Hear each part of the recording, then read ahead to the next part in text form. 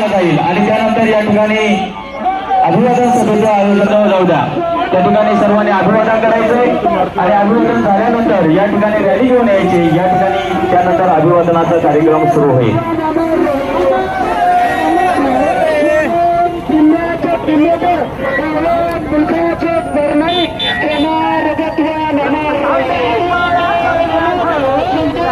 आदिवासी क्रांतिकारकांच्या नामवंशांचा उल्लेख करून ही रॅली अभिवादन फलकाजवळ जात आहे।